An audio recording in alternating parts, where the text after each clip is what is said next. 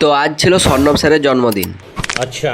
আমি প্রতিদিনের মতো কলেজ যাওয়ার জন্য বাস স্টপে যাচ্ছি। বাস স্টপেজে কিছুক্ষণ দাঁড়িয়ে আমি বাস পেয়ে যাই।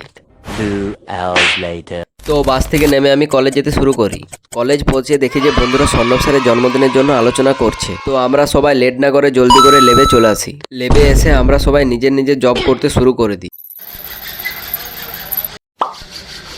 ল্যাবের ক্লাস শেষ করে আমরা ক্লাসরুমে এসে যাই। তারপর আমরা টিফিন করে স্যারের জন্মদিনে কিছু সাজানোর জন্য প্ল্যান করতে থাকি। এদিকে দেখি ওরা স্যারের জন্মদিনের জন্য বেলুন ফোলাতে শুরু করে দিয়েছে। আমিও তাই লেট না করে ওদের সাথে বেলুন ফোলাতে শুরু করে দিলাম। কিছুক্ষণ পর আমাদের সব বেলুন ফোলানো কমপ্লিট হয়ে গেল। তাই সব বেলুনগুলো আমরা সাজাতে লাগলাম। এখানে দেখি যে সত্যবান কি স্টাইলে বেলুনগুলো ধরে দাঁড়িয়ে আছে।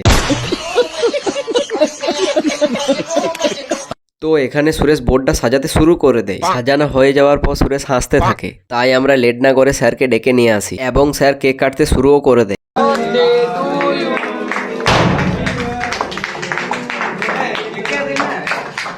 স্যারের কেক কাটা হয়ে যাওয়ার পর আমরা সবাই কেকটা কেটে খেতে শুরু করি। কেকটা খাওয়া হয়ে যাওয়ার পর আমরা সবাই বাস স্টপেজের দিকে চলে আসি।